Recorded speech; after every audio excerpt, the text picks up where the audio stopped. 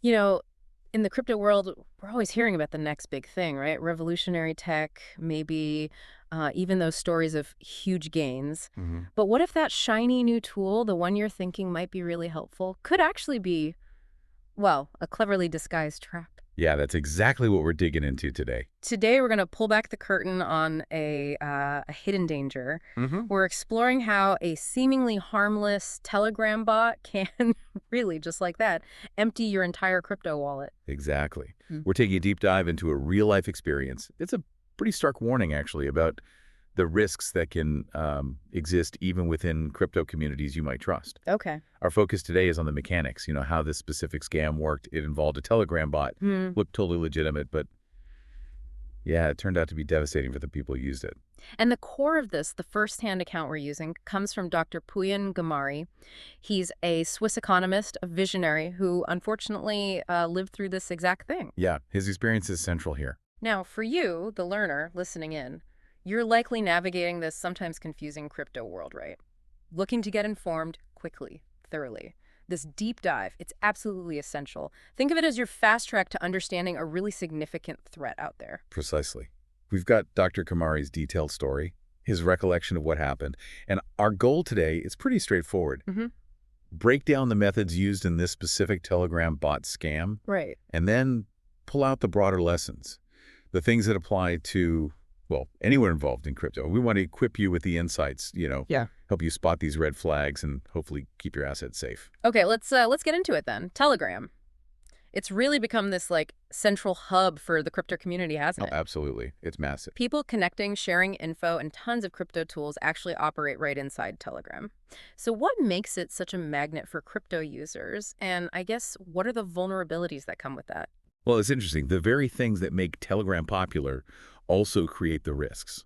You've got the end-to-end encryption, which gives a sense of privacy, Mm-hmm. and the ability to have these huge group chats. That fosters a real community feel. People trust the environment often. Yeah, I can see that. And then there's the bot functionality. That allows for all sorts of genuinely helpful automations, price alerts, news updates, things like that. Stuff Dr. Gamari probably used before. Legitimate. Just But that powerful bot feature, that's what makes it such a prime target for scams. It's relatively anonymous, easy to deploy these bots, so bad actors can just blend right in. They exploit the trust people have in the platform and in the bots themselves. So Dr. Gamari is in one of these crypto groups on Telegram, a place he feels, comfortable, gets good info. Then, kind of out of the blue, he gets a direct message. Looks like an official bot for the group.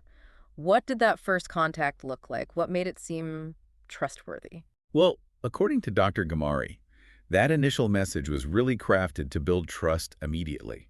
It introduced itself as a personal crypto assistant bot, Okay. and the language was both friendly and professional, very reassuring.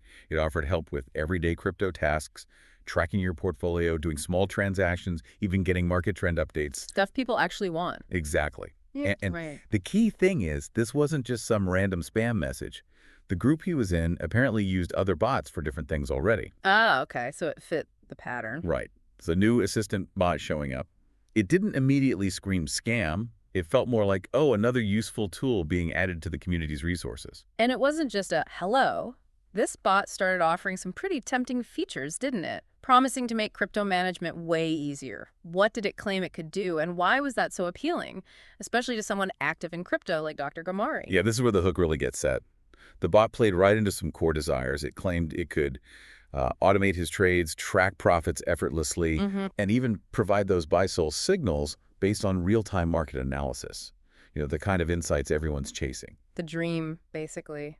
Set it and forget it profit. Kind of, yeah. For anyone actively trading, the idea of a tool optimizing your strategy, potentially boosting returns without you having to watch the charts 24/7, that's incredibly attractive. Absolutely. Plus, Dr. Gamari mentioned the interface looked polished, easy to use, easy prompts.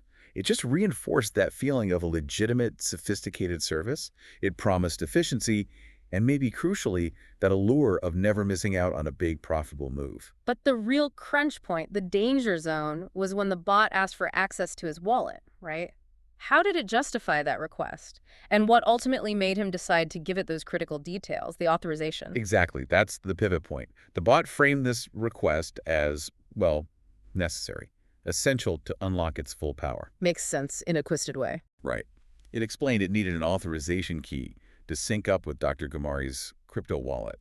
Now, think of this key like giving limited permission for the bot to interact with your funds on your behalf. Okay. Specifically, to make those automated trades happen and to constantly monitor the market, supposedly for those profitable moments. So it positioned it as enabling the very features he wanted. Precisely.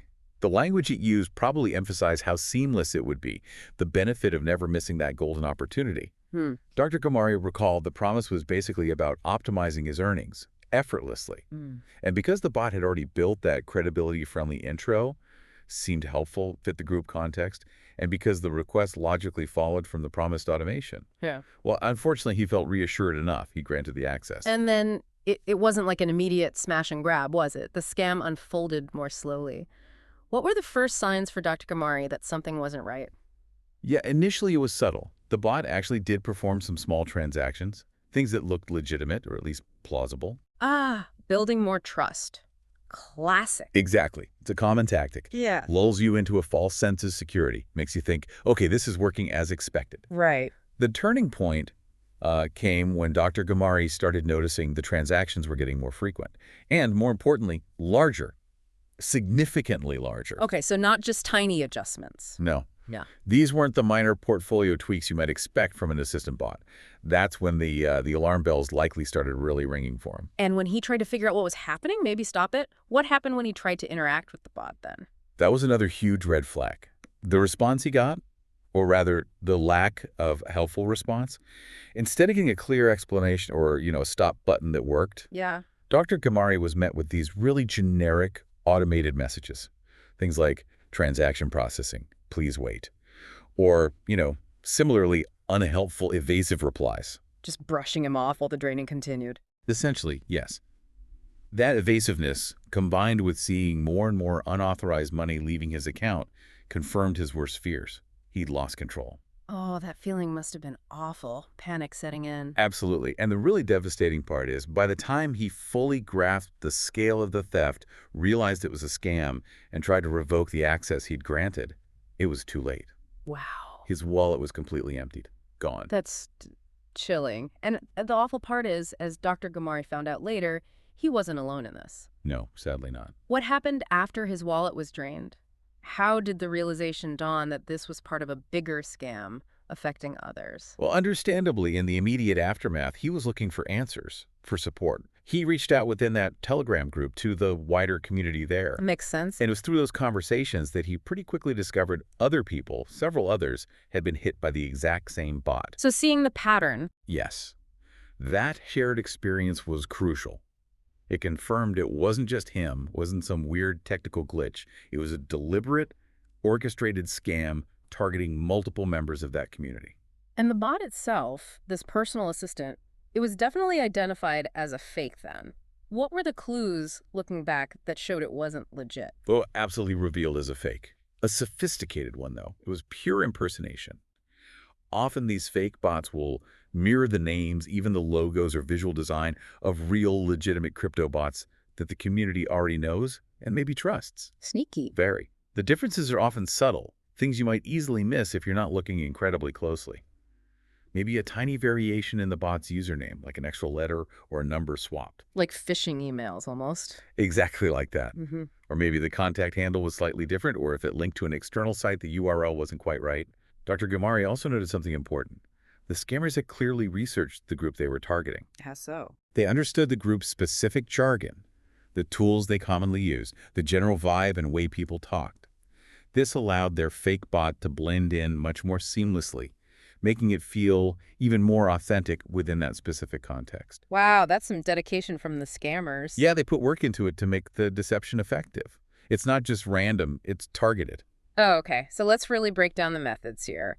What were the core tactics these fraudsters used to pull this off, to empty Dr. Gamari's wallet and the others? Right, we can sort of boil it down to a few key tactics. First, as we just discussed, impersonation was absolutely central. Mm-hmm. Mimicking trusted bots lowered everyone's guard right away. Second, There was significant psychological manipulation. How did that play out? Well, the bot tapped into that desire for convenience, the fear of missing out FOMO on potential profits, right? Mm. The allure of easy automated games, maybe even a subtle play on authority, presenting itself as an official tool for the group. Making it hard to resist. Exactly. Third, they very cleverly exploited the trust within that Telegram community. Introducing the bot in what felt like a safe, familiar space made it seem way more legitimate than if it had just popped up randomly. Right. The context matter hugely. Hugely. And finally, the ultimate goal, the end game, was gaining that unauthorized access to the user's crypto wallets. They achieved that by tricking people, like Dr. Gamari, into providing those vital authorization keys. That key again. That key, it's essentially handing over a controlled permission for the bot to act on your behalf with your funds. It's such a stark reminder, isn't it? Even in these, supposedly trustless, decentralized systems, basic human trust is still a major vulnerability. Absolutely.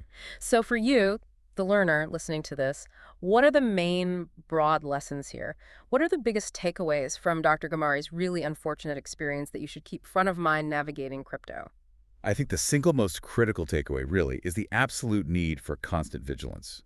Heightened vigilance and critical thinking in every single interaction in the crypto space. No complacency. None. You just can't afford to take anything at face value, especially when it involves tools or bots asking for any kind of access to your digital money, your assets. Right. You have to meticulously scrutinize every request. Wallet access, authorization keys, Yeah. doesn't matter how legitimate it looks initially. Double-check those URLs, verify contact details like the bot's handle, maybe even watch how the bot behaves over time. Yeah. Are there inconsistencies? Be actively skeptical. Actively skeptical, yeah. Remember, in these decentralized environments, ultimately, you are responsible for your security. Trusting unknown entities, even if they pop up in a group you trust, carries massive risks. This whole situation really throws a spotlight on that tension in crypto, doesn't it? The amazing promise of these seamless automated tools on one hand, Yeah. and the constant underlying threat of bad actors just looking for any weakness, any opening to exploit. Absolutely. And, as the tech in crypto keeps evolving, getting more complex, Hmm. well, so do the scammers' tactics. It's like an arms race, almost. Yeah, a constant cycle. It really is. Staying informed about common scam methods, like this Telegram bot example Dr. Gamari went through, is honestly one of the best defenses anyone in crypto can have. So bringing it all together then for the learner, the essential lesson seems crystal clear. Proceed with caution. Always. And verify, verify, verify. Even when convenience and potential profits look incredibly tempting. Yeah, exactly. And this whole thing, it leads to a really important question, I think, for everyone listening to consider.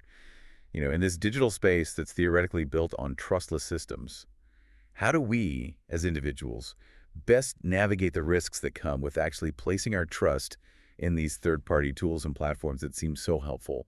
That's a really good point. Definitely something to chew on. It's a tricky balance. Absolutely. So we definitely encourage you, the learner, delve deeper. Understand the best practices for keeping your crypto secure. Familiarize yourself with the common scams out there, because knowledge really is your strongest shield. Couldn't agree more. And rest assured, we'll keep bringing you these kinds of deep dives, exploring the crucial topics you need to know about to stay informed and navigate this space with, hopefully, a bit more confidence. Until our next deep dive,